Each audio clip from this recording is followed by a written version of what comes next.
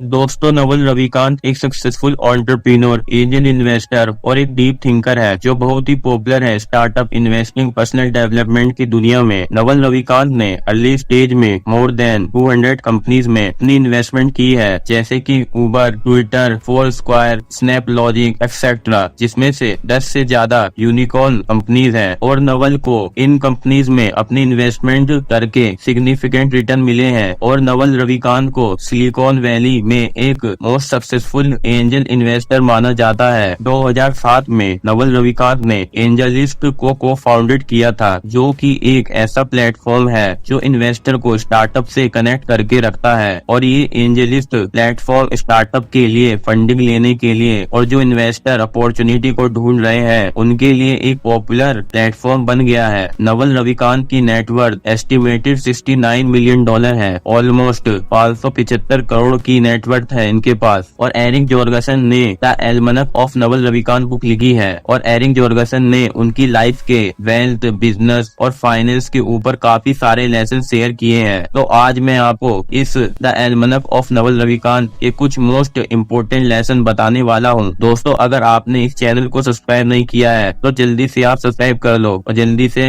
Bell icon को press कर दो, क्योंकि ऐसी ही finance, investing, business related book summary मैं आपके लिए लाता रहूंगा। So let's begin. Number 1, understand how wealth is created. Naval Ravikant बोलते हैं, मुझे ये सोचना अच्छा लगता है, अगर मैं अपने सारे पैसे खो दूं और आप मुझे किसी भी इंग्लिश बोलने वाली कंट्री के रैंडम स्ट्रीट पर छोड़ दो, तो मैं फिर से 5 से 10 साल में अमीर बन जाऊंगा, क्योंकि ये एक सिर्फ स्किल सेट है और ये मैंने अपनी लाइफ में धीरे धीरे डेवलप करी है। और ये स्किल सेट अपनी लाइफ में कोई भी डेवलप कर सकता है। नवल बोलते हैं, आप सिर्फ हार्डवर्क करके अमीर नहीं बन सकते हैं। वो बोलते हैं, अगर हार्डवर्क करके अमीर बनते तो जो पर्सन रेस्टोरेंट में 12 से 13 घंटे काम करते हैं और कंस्ट्रक्शन लेबर, तो वो आज बहुत अमीर होते। और ये सोसाइटी में एक बहुत बड़ा मिथ है कि लोग सिर्फ ज्यादा से ज्यादा हार्डवर्क करके ही अमीर बन सकते हैं, यानी कि ज्यादा से ज्यादा घंटे काम करके। लेकिन ऐसा नहीं है। नवल कहते हैं, getting rich is about knowing what to do, how to do it with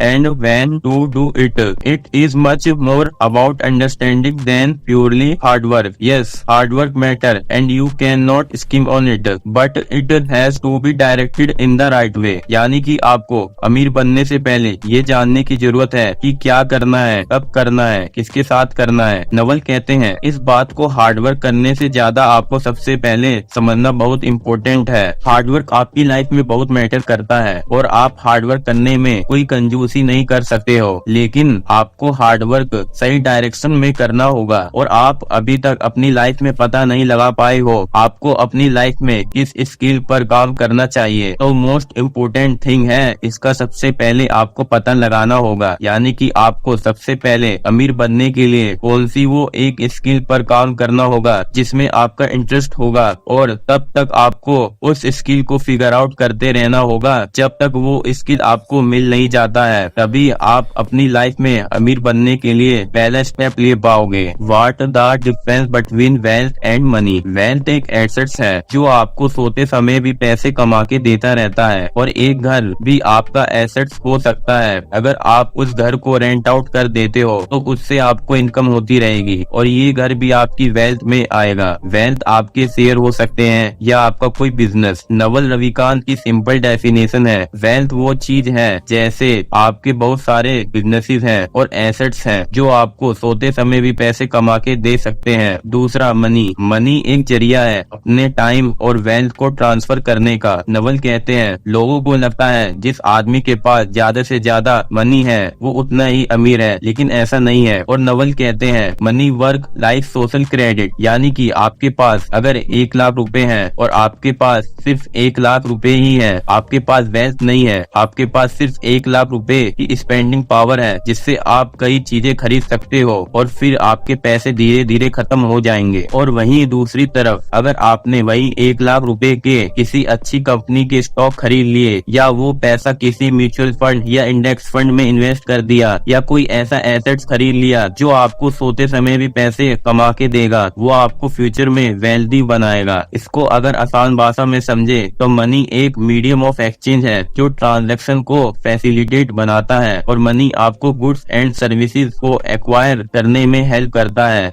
lesson number 2, find and build specific knowledge. इसमें आता है पहला, फाइंडिंग स्पेसिफिक नॉलेज। पहला पॉइंट, आइडेंटिफाई योर पैशन। अपनी स्पेसिफिक नॉलेज को ढूंढने का पहला स्टेप होता है आपको अपने एरिया ऑफ पैशन को और अपने इंटरेस्ट को आइडेंटिफाई करना होगा। फिर आपको उन स्किल्स, टॉपिक्स और सब्जेक्ट्स पर फोकस करना होगा जो आपको कैप्टिवेट करती हैं। दूसरा पॉइंट, एक्सप्लोर योर क्यूरियोसिटी। आपको हमेशा क्यूरियस रहना होगा और डिफरेंट फील्ड को एक्सप्लोर करने के लिए ओपन रहना होगा। आपको उन सब्जेक्ट और स्किल को देखना होगा जो आपके अंदर एक क्यूरियोसिटी जगाती है और उस सब्जेक्ट और स्किल पर फोकस करना होगा। तीसरा पॉइंट, निश एक्सपर्टीज। आपको निश को फाइंड करना होगा जिस निश में आपको एक्सपर्टीज अचीव करनी है। किसी पर्सन की स्पेसिफिक नॉलेज उसकी निश और स्पेसिफिक एरिया में ही होती है। Fourth, self learning. Naval Ravikant self learning को इम्पोर्टेंस देते हैं। नवल कहते हैं अब के टाइम में इंटरनेट में कोई भी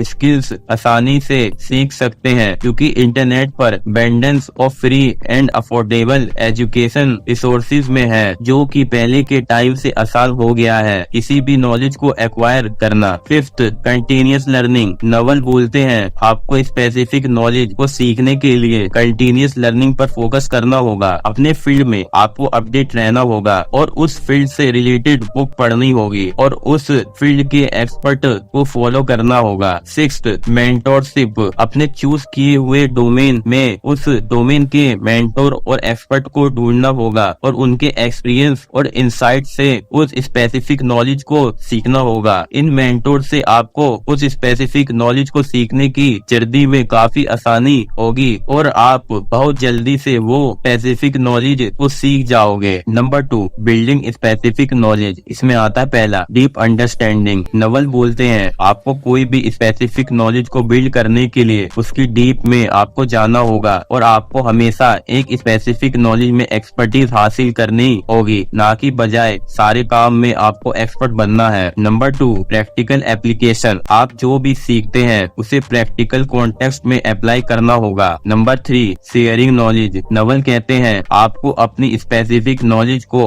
आपको इंटरनेट पर शेयर करना बहुत इम्पोर्टेंट है। अपनी स्पेसिफिक नॉलेज को किसी को सिखाने या शेयर करने से आपको अपनी अंडरस्टैंडिंग को रीइंफोर्स करने में हेल्प होती है। Number 4, monetising your expertise. यदि आपके पास कोई ऐसी स्पेसिफिक नॉलेज है जिसकी मार्केट में डिमांड है तो फिर आपको उससे पैसे कमाने के तरीके ढूंढने होंगे। अब इसमें consulting, content creation, building a business based on your expertise भी इंक्लूड हो सकते हैं। Number 5, building a personal brand. आपको स्पेसिफिक नॉलेज को सीखने के बाद अपना पर्सनल ब्रांड भी बिल्ड करना होगा क्योंकि इससे आपको अपनी स्पेसिफिक नॉलेज की वजह से एक अलग पहचान मिलेगी। लास्ट में नवल रविकांत बोलते हैं specific knowledge can not be टॉच but it can be learn. इसका मतलब है आपको स्पेसिफिक नॉलेज खुद सीखनी होगी। अगर ये स्पेसिफिक नॉलेज स्कूल कॉलेज में सिखाने लगे तो आपको कोई भी रिप्लेस कर सकता है और अगर आप ये स्टेप को फॉलो करते हो तो आप इजीली कोई भी स्किल सीख सकते हो।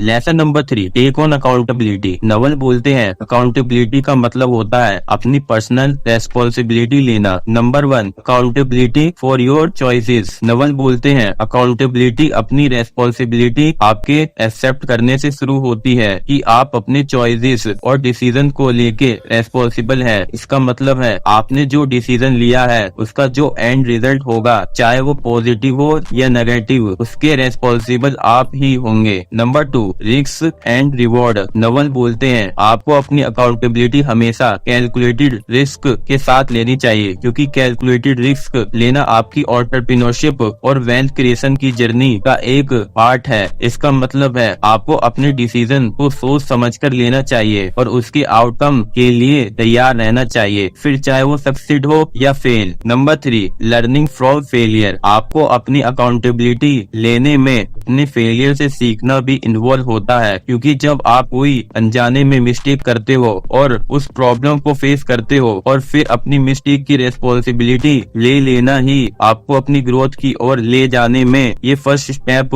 होता है। जो आपने मिस्टेक करी होगी उसको आपको एग्जामाइन करना होगा, फिर उससे सीखकर आप अपने आप को इम्प्रूव कर सकते हो और अपने फ्यूचर में बेटर डिसीजन ले सकते हो। Number 4, freedom and control. अपनी अकाउंटेबिलिटी लेने से आपको अपनी लाइफ में फ्रीडम एंड कंट्रोल मिलता है। इसका मतलब है कि आप अपने एक्सटर्नल सर्कमस्टांसेस और अदर पीपल डिसीजन पर डिपेंडेंट नहीं रहते हैं। Number 5, pursuit of wealth. Wealth creation के कॉन्टेक्स्ट में नवल के पर्सपेक्टिव में अकाउंटेबिलिटी इस समझ से जुड़ा है कि फाइनेंशियल सक्सेस आपके एक्शन और डिसीजन का रिजल्ट होता है और वेल्थ क्रिएशन के प्रोसेस में आपको अपनी अकाउंटेबिलिटी लेनी पड़ती है, क्योंकि वेल्थ क्रिएशन एक बाय प्रोडक्ट होता है आपकी अकाउंटेबिलिटी लेने का। लेसन नंबर 4, बिल्ड और buy equity in a business. Naval बोलते हैं, if you don't own a piece of a business you don't have a path towards financial freedom. अगर आपके पास कोई भी बिजनेस नहीं है तो आपके पास कोई भी रास्ता नहीं है फाइनेंशियल फ्रीडम को अचीव करने का।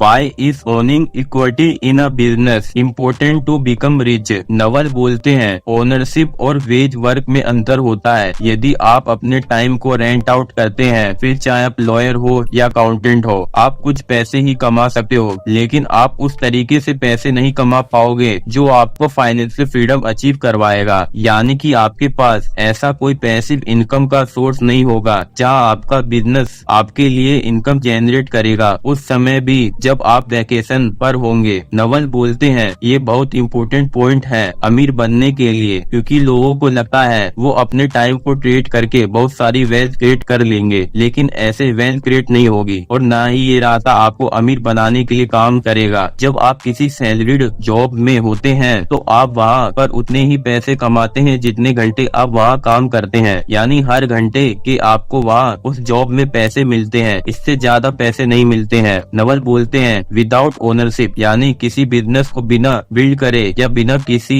बिजनेस में इक्विटी बाय करे और इन्वेस्ट करे, आप सोते समय और रिटायर्ड के समय अर्निंग नहीं कर सकते हो और आप वेकेशन पर भी होंगे जब भी आप अर्निंग नहीं कर सकते हो। अगर आपको अपनी लाइफ में फाइनेंशियल फ्रीडम को अचीव करना है तो आपको बिजनेस बिल्ड करना होगा या किसी बिजनेस में इक्विटी बाय करनी होगी, यानी अपनी लाइफ में आपको एसेट्स बिल्ड करने होंगे जो आपको सोते समय और रिटायर्ड होने के बाद भी पैसे कमा के देते रहे हमेशा। लेकिन आमतौर पर आपकी रियल वेल्थ आपकी किसी अच्छी कंपनी में इन्वेस्ट करने से बनती है या अपनी कंपनी स्टार्ट करने से। यही रास्ता है आपकी लाइफ में वेल्थ बिल्ड करने का। ये काम आप अपने टाइम को ट्रेड करके नहीं कर सकते हो। Ownership is really important to build your wealth creation. Lesson number 5, find the position of leverage. There are 3 broad classes of leverage. Number 1, labour leverage. Labour leverage में आपको इनकम जनरेट करने के लिए उसमें आपका टाइम और एफर्ट का use होता है। इसमें आप ट्रेडिशनल जॉब में आप जितने घंटे आप वहाँ पर आप काम करते हो उतने ही आपकी इनकम होती है, या दूसरी तरफ अदर पर्सन आपके लिए काम करते हैं, तो ये लेवरेज का सबसे ओल्डेस्ट फॉर्म है और यहाँ अदर पीपल को मैनेज करना एक्सट्रीमली कंफ्यूज्ड है। यहाँ आपको लोगों को मैनेज करने के लिए ग्रेट लीडरशिप स्किल की जरूरत होती है और ये लेबर लेवरेज आज के मॉडर्न वर्ल्ड में वेल्थ क्रिएशन करने के लिए ज्यादा अच्छा नहीं है। आओ आगे देखते हैं तो कौन से टाइप्स ऑफ लेवरेज बेस्ट है आपकी वेल्थ क्रिएट करने के लिए। Number 2, capital leverage. Capital leverage का मतलब होता है इनकम जनरेट करने के लिए फाइनेंशियल रिसोर्सेज और इन्वेस्टमेंट का यूज करना। इसमें इन्वेस्टिंग इन एसेट्स जैसे स्टॉक्स, रियल एस्टेट और बिजनेस भी इन्वॉल्व हो सकते हैं। नवल इस कैपिटल लेवरेज की पावर पर फोकस करते हैं, क्योंकि इस कैपिटल लेवरेज में पैसे आपके लिए काम करते हैं और यही कैपिटल लेवरेज से आपकी पैसिव इनकम जनरेट होती है और आपकी लॉन्ग टर्म वेल्थ भी क्रिएट होती है। और इस कैपिटल लेवरेज में आप स्मार्ट इन्वेस्टमेंट डिसीजन लेके अपने फ्यूचर में रिटर्न बढ़ा सकते हो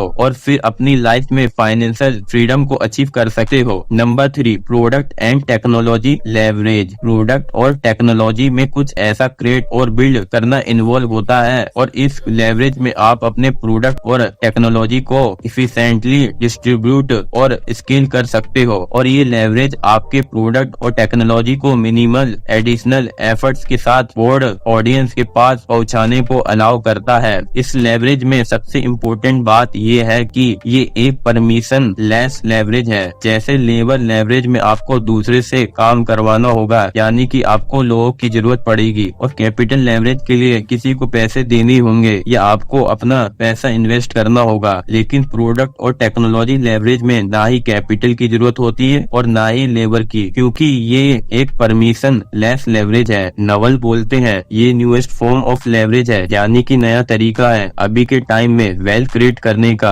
इस लेवरेज से बहुत से लोग ने अपनी लाइफ में वेल्थ क्रिएट करी है। एग्जाम्पल, जो रोगन अपने पॉडकास्ट से हर साल 50 से 100 मिलियन डॉलर कमाते हैं। बिल्कुल इसी तरह Jeff Bezos, mark Zuckerberg, Larry page, Bill Gates, ये सब लोग पॉड बेस्ड लेवरेज से अमीर बने हैं, यानी कि प्रोडक्ट एंड टेक्नोलॉजी लेवरेज से। नवद अक्सर अपनी लाइफ में potential of technology and product leverage पर ज्यादा फोकस करते हैं, जैसे coding, software, writing books, recording podcast, YouTubing या अदर इंटेलेक्चुअल प्रॉपर्टी होती है। इस तरह की चीजें परमिशन लेस होती हैं और इन्हें लार्ज स्केल पर डिस्ट्रीब्यूट कर सकते हैं। दोस्तों, आज की वीडियो में बस इतना ही। अगर ये वीडियो आपको पसंद आया तो इस वीडियो को लाइक करो और ऐसी ही पर्सनल फाइनेंस और इन्वेस्टिंग से रिलेटेड बुक समरी देखने के लिए इस चैनल को सब्सक्राइब करो। एंड अपना इम्पोर्टेंट टाइम देने के लिए thank you and good bye.